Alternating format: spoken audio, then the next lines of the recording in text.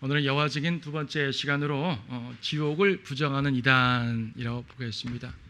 지난 시간 끝에 제가 다음 시간에는 여화증인의 종말론 합격을 했는데 그거는 그 다음 주에는 좋을 것 같아요. 이제 순서가 이렇게 연결되는 게 좋을 것 같아서 오늘은 지옥 부분을 집중적으로 볼 겁니다. 물론 우리는 교리를 다 알아요.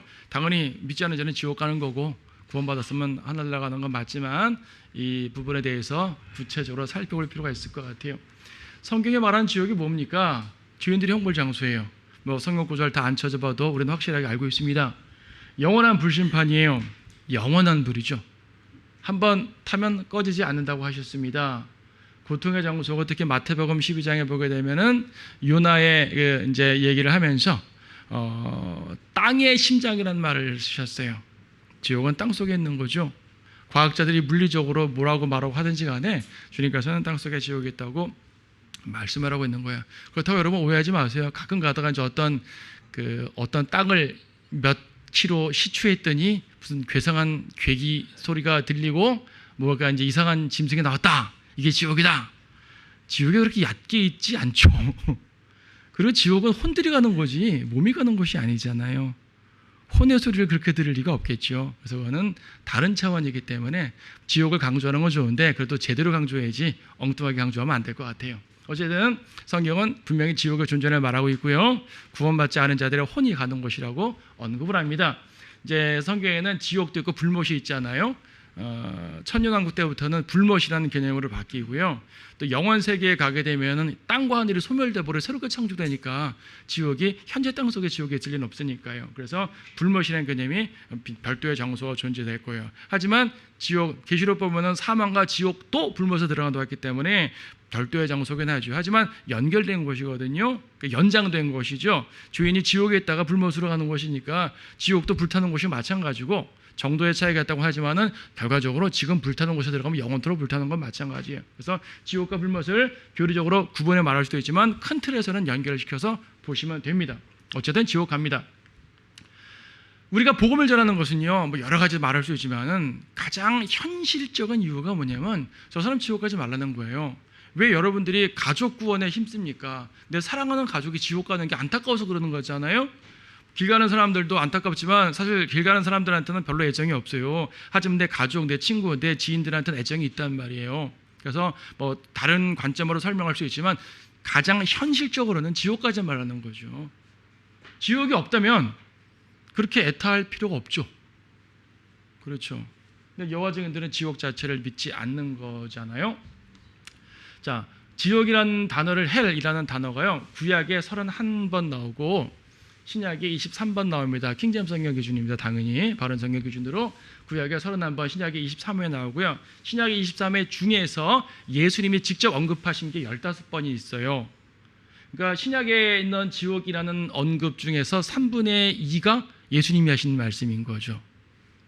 그만큼 예수님이 지옥을 강조하셨다는 걸 알 수가 있죠.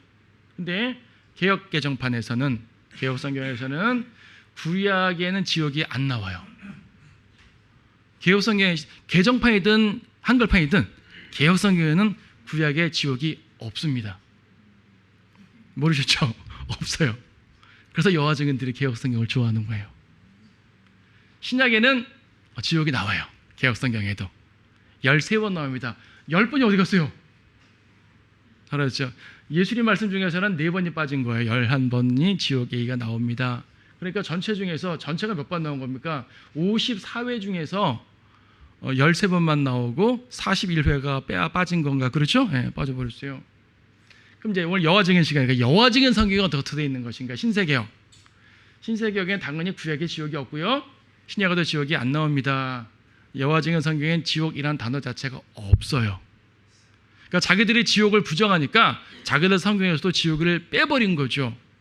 그리고 이제 사람들한테는 신세계역보다 개역 성경하고 접근을 많이 하다 보니까 개역 성경도 지옥이 어쨌든 킹제임스 성경보다 훨씬 적으니까 접근하기가 좀 그나마 쉬웠던 것 같은데 자기네들 성경에는 그나마 있는 것도 빼버린 거죠. 대신 개역 개정에는 스올, 구약에 스올이라는 단어가 써 있어요. 개역 한글판에서는 음부라고 돼 있었고 개역 개정판에서 스올로 바꿨더라고요. 스올이라는 것은 번역이 아니라 음역이 음역. 히브리어로 스월이라 되어 있어요. 좀 이따 이 부분 자세히 볼 거고요. 신사역에서는 그냥 무덤이라고 번역했어요. 음부도 아니에요. 무덤. 그레이브라고 되어 있는데 그레이브는 일차적으로 무덤이잖아요. 그래서 무덤으로 번역해버렸어요. 사람이 죽으면 무덤으로 간대요. 당연히 무덤으로 1차적으로 가죠. 몸은 무덤으로 가는데 얘도 혼의 존재를 인정하지 않다 보니까 뭐 인정하지 않는다고 보다도 이제 혼이 지옥 가는 걸 믿지 않으니까 무덤으로 가는 걸 끝난다고만 말하는 거죠. 신약에서는 이제 이 개역개정 같은 경우 신약에서 23회 중에서 13회만 지옥으로 놔뒀다 그랬잖아요. 그러니까 신약에서 헬라어로 지옥을 의미하는 단어가 두 개예요. 게헨나가 있고 하데스가 있어요. 게헨나라는 말은요, 구약에서 흰놈의 골짜기죠. 흰놈의 골짜기. 흰놈의 골짜기를 신약적으로 표현하면 게헨나인 거예요. 게헨나와 흰놈 골짜기는 같은 말로 헨나 골짜기, 흰놈 골짜기 같은 말이거든요. 그래서 이제 이것은 예루살렘 남부에 있는 골짜기인데 예수님 당시에는 쓰레기장으로 소각장으로 쓰였다고 하죠. 그러니까 항상 불이 타는 곳이죠. 예수님께서 저 사람들이 지옥을 모르니까 저 쓰레기장을 예를 들어서 지옥을 설명한 거예요. 그러니까 물리적으로는 게헨나지만은 사실은 주님이 말한 건 지옥을 말한 거죠. 왜 저 쓰레기 같은 거 사람이 타는 건 아니니까요. 저걸 통해서 불을 말하고자 쓰신 거예요. 하데스라는 말은 그리스어에서 이제 지옥의 신 이름이에요. 그래서 개역 성경에서는 게헨나라고 쓴 지옥은 지옥이라고 놔뒀어요. 그러니까 13번이 게헨나 부분이라서 지옥으로 놔둔 거고 하데스라 나오는 것이 10번 나오는데 하데스는 음부라고 바꿔버린 거죠. 여러분 이방신 이름이 왜 성경에 들어갔나 되게 오해할 수 있잖아요. 그러니까 이방신 이름에 들어갔다고 보다도 당신은 헬라 사회니까 헬라어에서 그러니까 지옥의 신과 지옥은 동의어로 쓰였고 지옥이라는 개념으로 하데스가 쓰였어요. 실제로 그때 하데스는 지옥이 맞아요. 여러분 그 하늘이라는 말을 헬라어로 우라노스 그래요. 우라노스. 우라노스는 하늘이란 뜻도 되지만 하늘의 신이란 뜻도 돼요. 왜 성경에 왜 이방신의 이름 들어가 있어? 놀라지 마세요. 그거는 일상 헬라어 언어 속에서 등장하는 하늘과 지옥이라는 단어 뜻일 뿐이에요. 그냥 어차피 언어라는 것은 일상화된 그 대화하는 내용들을 차용해 쓰는 것이 언어이기 때문에 굳이 그런 용어 가지고 뭐라고 그러면 안 돼요. 영어로 God, God이라는 말도요. 영국 땅에 성경이 복음이 들어갈 때 이미 이방인들 가운데 신이라는 존재를 God이라고 부르고 있었어요. 그 단어를 차용한 거예요. 우리도 신 그럴 때 귀신 신자 쓰잖아요. 그때 우리 귀신을 믿는 건 아닌데 그 단어를 그냥 차용해 쓰는 거죠. 물론 우리나라에서는 하나님이라는 특별한 표현을 이제 잘 만들긴 했지만은 하여튼 이제 그래서 헬라어서 게헨나와 하데스는 모두 지옥을 말하는 거예요. 원어는 달라도 지옥을 말하는 건데 개역에서는 이제 게헨나만 지옥으로 놔두고 하데스는 음부라고 바꿔버렸어요. 근데 그 하데스를 말하는 그 음부 말하는 이 부분이 또 아주 중요한 지옥 부분이기 때문에 이걸 빼면 큰일 나는 부분이거든요. 뭐 이제 여호와 증인들은 여기도 그냥 무덤으로 일관되게 아주 일관성 있습니다. 지옥을 부정하니까 딴 거 다 필요 없고 그냥 무덤으로 다 놔둬버리는 거죠. 여호와 증인들은 사람이 죽으면 무덤 속에서 소멸된다고 생각하기 때문에 이렇게 말합니다. 자, 이 멸망이라는 개념, 왜 이 사람들은 죽으면은 끝이라고 생각하는 것인가? 왜 세상 사람들 그러잖아요. 죽으면 끝이지 뭐 이런 말 많이 하죠. 여호와 증인들의 말이에요. 죽으면 끝이지 뭐. 물론 성도는 부활한다. 부활이란 말을 하긴 해요. 하지만 비신자들은 소멸, 더 이상 기회 없고 소멸이라고 생각을 하는 겁니다. 자, 멸망한다. 여호와 증인들을 말하기를 멸망이란 곧 소멸을 말하는 거다. 사람이 죽으면 더 이상 존재하지 않는다라고 말을 합니다. 그래서 이제 그들의 문서에 이렇게 되어 있죠. 성경 통찰이라는 문서에 이런 말이 있어요. 없애버리거나 파괴하거나 멸절하는 행동. 멸망이란 대체로 어떤 대상이나 살아있는 피조물의 물리적인 끝을 말한다라고 자기들이 멸망이라는 말을 정의했어요. 근데 성경에 보게 되면요, 멸망을 꼭 그렇게 쓰질 않아요. 죽은 자는 전도서 5장 그분 이제 여호와 증인들 전도서 5장도 인용하는 잠깐 보세요. 전도서 5장에 보게 되면 전도서 9장 5절에서 살아있는 자들은 그들이 죽을 것을 알지만 죽은 자는 아무것도 모르며 그들은 더 이상 상도 받지 못하라니 이는 그들에 대한 기억이 잊혀짐이라. 살아있는 자는 자기가 죽을 걸 알지만 죽은 자는 아무것도 모른다. 죽은 자는 아무것도 모른다. 이 구절을 근거해서 죽음은 끝이다 라고 말합니다. 10절에서도 이는 내가 가는 음부에는 일도 없고 계획도 없고 지식도 없고 지혜도 없음이라. 죽으면은요 일도 없고 계획도 없고 지식도 없고 아무것도 없으니까 죽음은 끝이다라고 말하는 겁니다. 성경이 이렇게 말하는 것은요, 죽은 자는요 생명 활동을 할 수 없다는 의미에서 끝이란 말이에요. 그 존재가 없어진다는 개념의 끝이란 말이 아닌 거죠. 성경에서 멸망이라는 단어를 좀 찾아보니까 destroy, perish, 이런 이제 consume 이런 단어들을 찾아보게 되면 혼의 소멸이라는 개념으로 사용된 적이 단 한 번도 없어요. 신명기 30장이나 잠언 29장 등에 보게 되면 나라가 멸망하는 거, 사람이 죽는 거 이런 걸 페르시라는 말을 썼어요. 멸망한다는 말 자체를 죽는 거, 나라 멸망하는 거 이런 걸 페르시라는 말을 썼고요. 아모스에서는 건물이 파손되는 거 있잖아요. 이제 그 전쟁 등으로 파손되는 거 이것도 페르시라는 개념을 썼어요. 그러니까 혼의 소멸 개념으로 쓴 적은 없단 말이에요. 여러 번 나오지만 대표적으로 예레미야 17장 18절 보게 되면 두 배의 멸망이라는 표현이 있어요. 예레미야 17장 18절 보게 되면 나를 박해하는 자들로 수치를 당하게 하시고 나로 수치를 당하지 않게 하소서. 그들을 놀라게 하시되 나를 놀라게 하지는 마옵소서. 그들에게 재앙의 날이 임하게 하사 두 배의 멸망으로 그들을 멸하소서. 두 배의 멸망, 더블 디스트로이. 디스트로이가 멸망이 완전히 소멸되는 거라면 어떻게 더블 소멸이 있어요? 한 번 소멸로 끝나지 두 번 소멸될 수 없죠. 그렇죠? 소멸은 한 번으로 끝나는 겁니다. 이런 성경적 표현들을 볼 때 디스트로이 멸망한다는 것은 죽는다, 심판받는다, 나라가 멸절한다 등등 개념이지 혼의 소멸 자체를 말하는 것은 존재의 소멸을 말하는 것은 성경에 한 번도 등장하지 않습니다. 멸망에 대해 잘못 이해하는 거죠. 오히려 계시록 14장이라 여러 구절들을 보게 되면 죄인은 죽어서 사라지는 것이 아니라 영원한 형벌을 받는 거죠. 영원한 불. 이런 거 말하면 여호와 증인들이 뭐라고 말하냐면 불이 영원한 거지 고통이 영원한 건 아니라고 말합니다. 불은 영원히 탄다. 하지만 죄인은 들어가자마자 소멸되기 때문에 고통을 못 느낀다. 끝이다 라고 말하는 겁니다. 아니요. 성경은 지속적으로 고통을 느낀다고 말하고 있습니다. 성경 말씀이 그렇다면 맞는 거죠. 이거를 아무리 다르게 해석한다 하더라도 이런 것까지 신세계학이 변개시킨 건 아니에요. 성경 스토리 자체를 변개시키지 못하거든요. 작은 성경도 영원토록 고통받는다고 써 있어요. 근데 그걸 안 믿는 거죠. 자, 혼이라는 개념 좀 봅시다. 혼. 우리가 오전 예배 시간에 영에 대해 살펴봤는데 여기도 혼. 소울 그러잖아요. 히브리어로 네페쉬, 헬라어로 푸시케 그러는데 혼이란 말이에요. 우리가 영혼 몸 그러지 않습니까? 자, 혼이 무엇이냐 하면 기본적으로요. 인간의 삼중성, 영혼 몸 중에 한 요소. 이걸 혼이라고 그럽니다. 우리가 껍데기 육신이 있고요. 속에 혼이 있고요. 그 속에 또 영이 있는 거죠.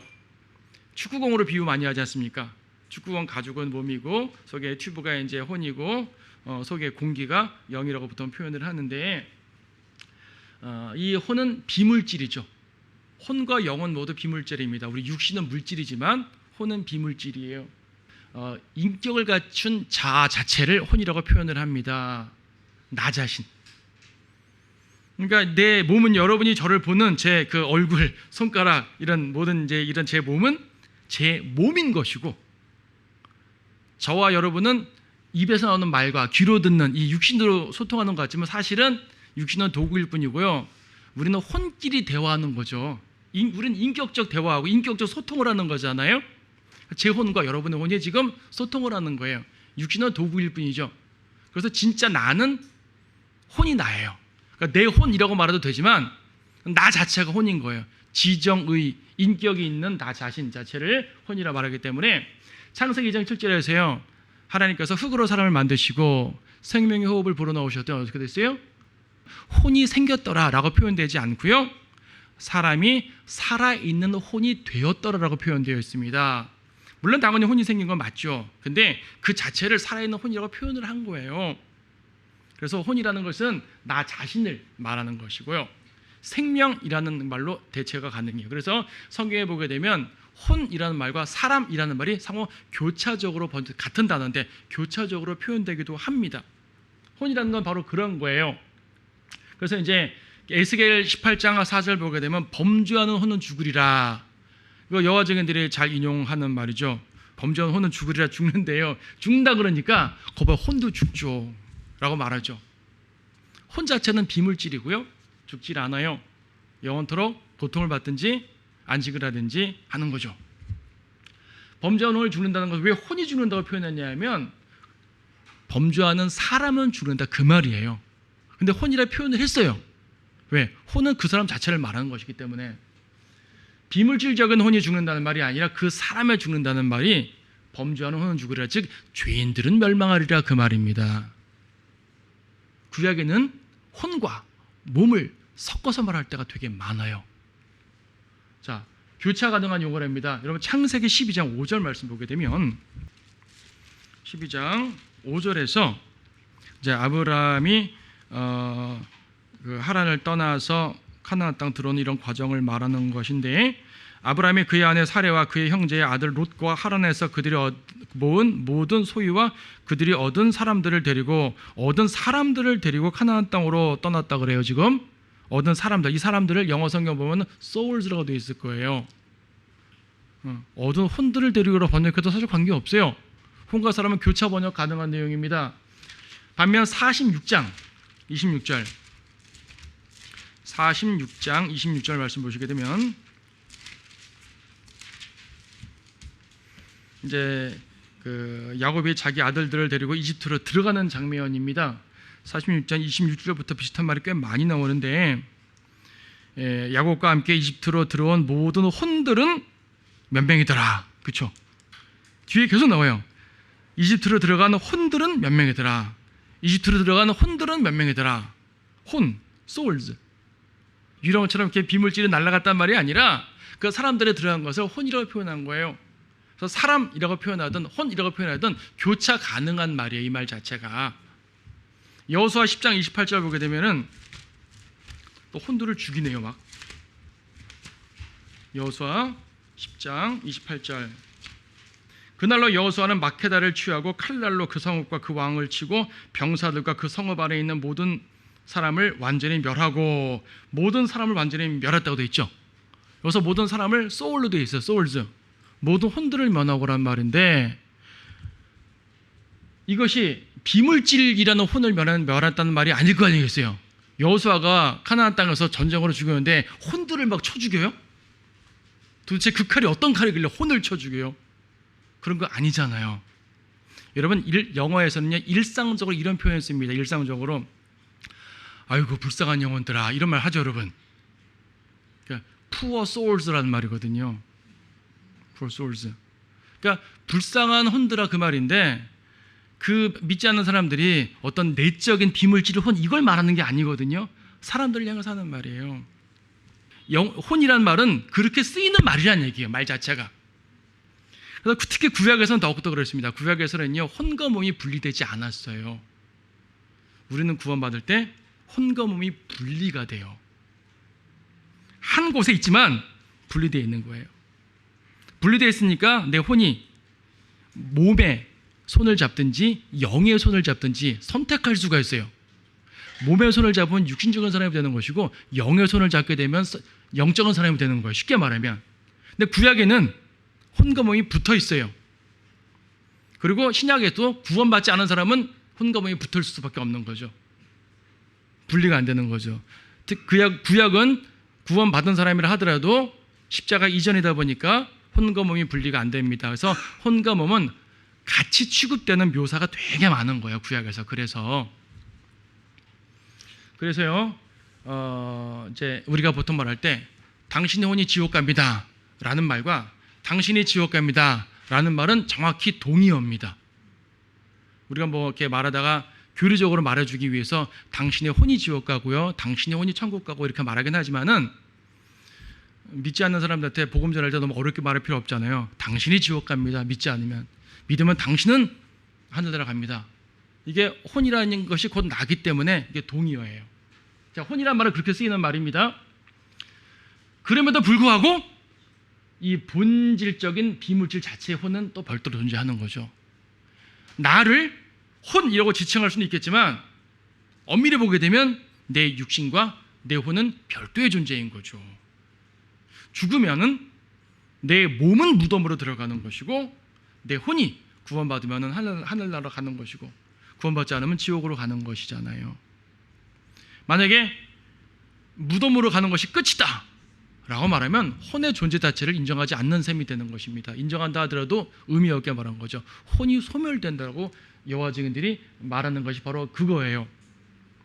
우리는 구원받았기 때문에 혼과 몸이 별도로 분리되어 있을 수 있어요. 몸은 땅에 들어가고 혼은 올라가는 겁니다. 자, 이것이 또 여호와 증인들에게 가장 중요하게 취급되는 부분인데, 음부라는 말, 음부. 아까 이제 그 스월이라는 말 하다 말았는데 좀 자세히 봅시다. 여호와 증인들은 말하기를 지옥은 없다. 단지 무덤일 뿐이다. 아까 그레이브란 말 했잖아요. Let God be true라는 이 여호와 증인들의 고전적인 문서가 있어요. 여기 보게 되면은 성경에서 말하는 지옥은 묘지 혹은 무덤이다. 어린아이들도 이해할 수 있는 평범한 사실이지만 종교적인 신학자들은 그렇지 못하다라고 말함으로써 무덤이란 말을 매우 강조합니다. 자, 무덤. 성경적 진리는 무엇입니까? 우리가 보통 무덤이라 말하면 영어로는 tomb이라는 단어가 있고 grave라는 단어가 있어요. tomb이란 말은 물리적인 무덤을 말해요. 성경에서. 봉분 있는 무덤, 물리적인 무덤을 말하는 것이고, grave란 말은 상징적 개념으로서 무덤을 말하는 겁니다. 주로 그래요. 그래서 무덤이라고 말은 할지라도 상징적인 표현으로서 무덤 너머의 세계를 말하는 거예요. 지하 세계. 영어로는 보통 underground란 말을 쓰는데 우리식으로는 사실 지하 세계란 말 잘 안 써요. 우리식으로는 보통 저승이라 그러죠. 저승. 네. 어쨌든 간에 무덤 이후에 있는 그곳을 가리켜서 grave라는 표현을 쓰지만 상징적 개념에서 말하는 겁니다. 성경에서 grave는 대부분 그런 의미예요. 그래서 이것은 이제 히브리어로는 스월 그랬다 그랬잖아요. 히브리어 원어가 스월입니다. 이 스월을 말할 때 두 가지 개념이 있어요. 낙원과 지옥 관계없이 일단 죽음 이후의 세상 자체를 포괄적으로 스월이라고 말해요. 낙원과 지옥을 포함해서 지하세계 자체를 스월이라고 말합니다. 또 그와는 별도로 구체적으로 악인들이 가는 그 별도의 장소를 스월이라고 말해요. 그러니까 히브리어로 스월 하게 되면 이 스월이 전체 구역을 말하는 건지 그 중에 지옥을 말하는 건지 단어만 갖고 몰라요. 문맥으로 알아야 돼요. 솔직히 문맥으로 헷갈려요. 헷갈린다고요. 근데 다행히 아주 정확한 해석자가 우리한테는 존재해요. 바로 킹제임스 성경이에요. 킹제임스 성경에서 이걸 구분해 놨어요. 같은 스월은 스월인데 포괄적으로 모두가 가는 그곳을 말할 때는 grave라고 번역을 했어요. 한글 킹제임스에서 그것을 음부라고 번역을 합니다. 개역 성경에 말하는 음부와 약간 개념이 다른 거예요. 그리고 악인들이 가는 지옥은 말 그대로 헬, 지옥이라고 되어 있죠. 한번 몇 개 찾아보세요. 시편 6편 5절 말씀 보시게 되면 시편 6편 5절에서 보게 되면 사방 중에서는 주를 기억함이 없사오니 음부에서 누가 주께 감사드리겠나이까. 이거는 악인의 죽음 말하는 건지 의인의 죽음 말하는 건지 모르겠죠. 근데 죽음은 죽음이네요. 근데 6장 5절 보니까 다윗의 시네요. 그 다윗이 자기 죽음을 말하는 거죠. 자기 죽음, 내가 죽어버리면은 찬양도 못하고 감사도 못할 거 아니겠습니까? 내가 살아있을 때 주님 감사도 하고 찬양도 하겠습니다. 그런 말인데 자기의 죽음을 말하면서 음부로 스월이라고 썼어요. 그러면 다윗은 지옥 가지 않고 구원받은 사람이니까 결과적으로 이 스월은 지하세계 통째를 말하는 그 음불의 개념이구나라고 이해할 수가 있는 거죠. 나머지 구절도 마찬가지 구절들입니다. 반면 밑에 제시된 구절들은 악인들의 가는 곳 자체를 말해요. 대표적으로 이사야서 5장 4절 말씀 보시게 되면 이사야서 5장 4절에 보게 되면 14절이죠. 죄송합니다. 5장 14절. 지옥은 스스로를 확장하였고 한없이 입을 벌렸으니 그들의 영광과 그들의 많은 무리와 그들의 허영과 기뻐하는 자가 그곳으로 내려가리라. 지옥은 스스로 확장했답니다. 지옥. 지금 앞에 시편 6편 5절이나 이사야 5장 14절이나 모두 히브리어는 스올이에요. 스올인데 두 번째 부분의 스올은 직접적인 지옥 자체, 악인들이 가는 지옥을 말하는 것이고, 앞에서 말한 스올이란 것은 지하세계 전체를 통칭하는 개념의 스올이에요. 그래서 그레이브라고 번역하는 것이고 우리말로는 음부라고 번역을 하는 거예요. 정확한 구분을 잘 준 거죠. 예. 자, 그러면 누가복음 16장은 무슨 말인가? 여호와 증인들은 이 부분을 이제 비유로 보지 않습니까? 부자와 나사로에 대한 이야기는 비유이다. 여러분 여호와 증인과 한 번이라도 대화해 본 사람은 이 말을 꼭 들었을 거예요. 지옥 얘기하다가 아니 나사로가 아브라함 품에 갖고 부자가 지옥 갔잖아요 라고 말하면 그건 비유죠. 만약 이게 비유라면 비유엔 항상 목적이 있어요. 목적 없는 비유는 없습니다. 만약 이게 비유라고 하더라도 예수님은 지옥의 실체를 알려주는 비유로 쓴 겁니다. 근데 그건 비유가 아니에요. 엄밀히 말하면. 왜냐하면 예수님의 비유를 다 보세요. 어떤 사람이 씨를 뿌렸는데 어떤 여인이 누룩을 넣었는데 구체적 이름 나오지 않잖아요. 그래서 나사로라는 직접 이름을 댔어요. 이건 비유가 아니라 예수님이 전능하신 하나님으로서 지하세계 모든 상황을 다 아시잖아요. 주님은 사망과 음부의 열쇠도 지옥의 열쇠도 가지신 분이니까 다 아신다는 말이에요. 당시 지옥에 있는 한 장면을 말씀해 주신 거예요. 말씀해 주신 거. 내용이 너무 생생하지 않아요? 누가복음 16절 말씀 보면 어떤 비유가 이렇게 생생해요. 이건 구체적 사실을 말하는 거예요. 자, 비유가 아닙니다. 성경적 진리는 비유가 아니라 실제 지옥의 모습입니다. 누가복음 16장 24절 보게 되면 이 부자가 어떤 상태로 고통을 받습니까? 16장 24절에서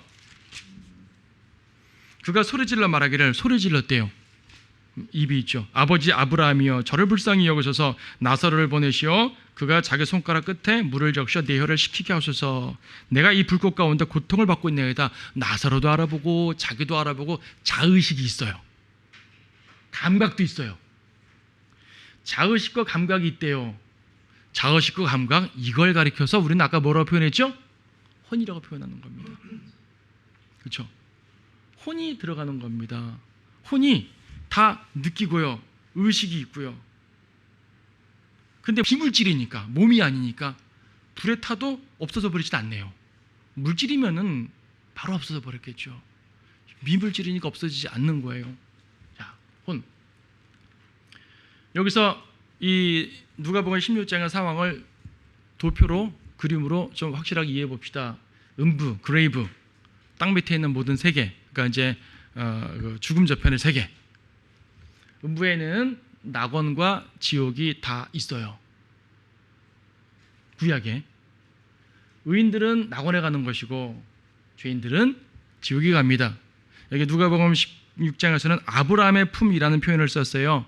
나사로가 아브라함의 품에 안겨 있었답니다. 그래서 낙원이라는 말을 다른 말로 아브라함의 품이라고 표현하기도 하는데 그건 아니고요. 아브라함의 품이 장소 이름 자체가 아니라 나사로가 아브라함에게 안겨 있다는 말일 뿐이에요. 그냥.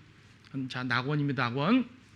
낙원과 지옥이 있어요. 그리고 이 사이에 26절에는 커다란 구렁이 있다. 구렁텅이 커다란 이제 간격이 있는 거죠. 이것을 계시록에서는 끝없이 깊은 구렁이라는 표현을 씁니다.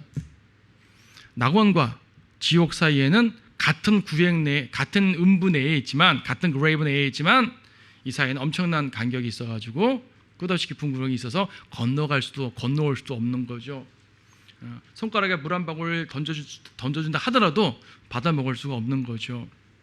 자, 낙원과 지옥이 같이 음부 내에 있습니다. 이것이 물리적인 무덤이라고 말한다면 이게 가능할 수가 없죠. 물리적인 무덤에 어떻게 이런 것이 있어요? 그런데 이건 구약적 상황이고요. 예수님이 부활하시면서 낙원에 있는 혼들이 하늘로 올라갑니다. 에베소서 4장 8절 말씀을 보시게 되면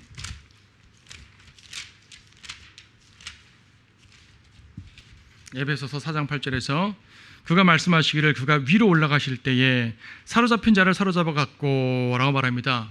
사로잡힌 자, 음부내에 사로잡힌 자를 하늘로 다시 재사로잡아 가신 거죠. 하늘로 데려가신 거예요. 그러면 신약 시대에는 땅 밑에 낙원이 있어요, 없어요? 없죠. 그 공간이 텅 비어 있는지 그 공간이 지옥으로 채워졌는지까지는 모르겠지만 낙원에 있는 그 의인들이 모두 올라간 거예요, 위로. 땅 밑에 낙원이 없는 거죠, 지금은. 구약 시대에는 아직 주님이 죽고 부활하시기 전이니까 낙원이 땅 밑에 있었죠. 신약 시대라면 이 부자와 나사로는 대화가 불가능해요. 이래서 비유라 그러는 거예요. 아니, 저 위 하늘과 저 밑에 지옥이 어떻게 대화가 돼요? 그래서 비유라고 보는 거죠. 수많은 개신교인들도 비유라고 봅니다. 여호와지근만 비유로 보는 거 아니에요. 어떻게 대화 가능해요? 근데 같은 구약이 있으면 대화 가능하겠죠.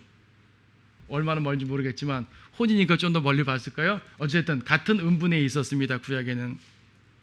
그래서 이 누가복음 16장은 바로 구약적 상황임을 알 수 있는 거죠. 비유라고 보지 말라는 얘기예요. 구약적 상황이에요. 구약적 상황인 이유가 첫째로 낙원이 지옥과 함께 했기 때문에 구약적 상황이고요. 둘째로 부자가 지옥 간 게 행위 때문에 지옥 간 거예요. 지금 뭐 믿지 않아서라 이런 말 없잖아요. 문맥에, 누가복음 문맥에서. 나사로는 거지로 맨날 그 집 앞에서 개들이 상처를 핥고 있는데 부자는 도와주지도 않고 그냥 나사로 방치하고 자기 혼자 먹고 잘 살았단 말이에요. 마치 야고보서에서 형제가 헐벗었는데 편안히 가 말만 하고 아무것도 안 주는 형제 사랑을 끊어버린 그러한 악인들. 구약에서는 율법에 보게 되면 가난한 자들 돌보라 그러는데 그걸 돌보지 않은 악인들을 말하는 거예요. 그래서 행위로 구원받고 행위로 잃어버리는, 행위로 지옥 가는, 이게 의미죠. 그래서 이것은 구약적 상황입니다. 이걸 신약적 상황으로 보이니까 교리가 안 맞죠. 그러니까 자꾸 비유라고 보는 거예요. 구약적 상황으로 보게 되면 명쾌하게 보이는 거죠. 자, 이 부분을 확실하게 우리는 이해했습니다. 결과적으로요, 지옥과 무덤은 다릅니다. 무덤에는 불이 없지만 지옥에는 불이 있어요. 그렇죠. 무덤에는 울며 이를 갈 일이 없어요. 무덤 옆에 있는 그 가족들은 울며 이를 갈 수 있겠지만 죽은 자는 이를 갈지 못해요. 하지만 마태복음 13장, 22장 등에 보게 되면 슬피 울며 이를 갈미 있으리라 그랬잖아요. 지옥에서는 울며 이를 가는 사람들이 있습니다. 지옥과 무덤은 다르죠. 무덤에서는 기도하는 사람이 없지만, 무덤 속에서는 기도할 수 있는 사람이 없지만 지옥에서는 있었어요. 요나서 보게 되면 지옥의 뱃속에서 부르짖었다 그래요. 누가복음 심지어 좀 전에 봤던 이것도 지옥에서 불꽃 가운데 고통받고 있는 부자가 부르짖었죠. 뭐 지옥에서 부르짖는다고 다 응답되는 건 아니겠지만 어쨌든 지옥에서 소리칠 수가 있어요. 무덤에서는 아무도 소리를 못 쳐요. 시체니까. 지옥은 마귀와 그의 천사들을 위해 마련됐지만은 무덤은 그냥 사람들을 위해서 마련된 것뿐입니다. 영원한 고통과 영원한 불, 무덤 속에 있는 시체에는 아무런 영향도 끼치지 못하죠. 무덤 속에 있는 시체한테 아무런 영향도 끼치지 못하는데 왜 주님은 영원한 불이라고 굳이 무섭게 경고를 하셨을까요? 무덤이 지옥이라면 이렇게 경고할 이유가 없잖아요. 어차피 뭐 없어질 텐데 영향 못 끼칠 텐데 시체한테 무슨 영향 끼치겠어요? 시체가 불타든 말든 의미 없죠. 그래서 성경에서는 지옥과 무덤을 분명히 구분시킵니다. 여기에 해당되는 구절 여러분 잘 기억하고 계시다가 여호와증인이라 관련된 분들을 만나게 되면 이런 구절들을 하나하나 제시해 주면은 명확하게 될 겁니다. 자, 마지막으로 그들은 하나님의 심판에 대해서 이해를 못하는 거죠. 러더포드, 그러니까 제 2대 교주인 러더포드라는 사람은 영원한 고통을 준다는 것은 사랑의 원리에 위배된다. 하나님은 사랑이시다. 창조주가 자신의 창조물들에게 영원한 고통을 준다면 그는 사랑의 하나님이 아니라 마귀이다 라고 러더포드가 말했어요. 러더포드는 하나님을 마귀라고 말해버린 거네요. 하나님은 심판을 가하시는 분이잖아요.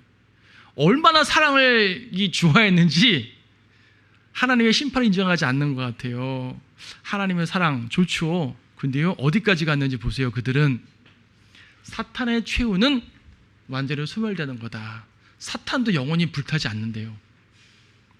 참 이 사람들은 얼마나 사랑이 넘치는지 사탄에게까지 호의를 베풀고 있네요. 사랑이 넘쳐서 사탄에게 호의 베푸는 게 아니죠? 자기들의 사탄의 종이니까 자기의 대장을 지옥에 넣기 싫을 거 아니겠어요? 그러니까 그렇게 말하는 겁니다. 어떻게 사탄에게까지도 은혜를 베푸는지 모르겠습니다. 성경적 진리는 분명합니다. 하나님은 사랑의 하나님임과 동시에 공의의 하나님이십니다. 즉 하나님께서는 구속주와 동시에 심판주라는 사실을 기억하셔야 돼요. 그리고 하나님께서는 충분한 기회를 주셨어요. 오늘 아침에 예레미야 15장도 공부했잖아요. 하나님은 충분한 기회를 주셨어요. 자기들이 안 돌이킨 거죠. 어떡하겠어요. 그리고 지옥은 원래 마귀와 천사들을 위해 마련하는 것이지 인간을 위해 마련하는 것이 아닙니다. 사람들이 하나님의 손을 버리고 마귀의 손을 잡으니까 마귀와 함께 들어가는 것뿐이에요. 그렇지 않습니까? 원래는 마귀를 위해 마련하는 것인데 인간이 들어가 버린다는 얘기죠. 마귀의 종이 되어버렸으니까, 마귀의 자녀가 되어버렸으니까. 자, 최악의 원수 마귀는 계시록 20장 10절에서 영원토록 고통을 받습니다. 마귀가 고통을 받으니까 모든 악인들도 다 고통을 받는 것이죠. 계시록 20장 10절 그들을 미혹하던 마귀가 불과 유황 못에 던져지니 그곳에는 그 짐승과 거짓 선지자도 있어 영원 무궁토록 밤낮 고통을 받으리라 영원한 불못입니다. 그래서요 우리가 지옥을 부정한다는 것은요 구원받지 않았다는 걸 의미하는 겁니다. 여호와 증인들은 구원받은 사람들이 한 명도 없다고 보는 것이 맞아요. 맞죠? 지옥의 존재 자체를 부인하고 예수님이 하나님의 아들이심을 하나님이심을 부인하고 구세주도 부인하고 구세주가 이끄시는 심판과 구원도 거부하는데 어떻게 구원을 받아요? 그래서 인류 최악의 이단 중에 하나가 여호와 증인입니다. 여호와 증인들 주변에서 종종 볼 수 있는데 분명한 지식 가졌으면 좋겠어요.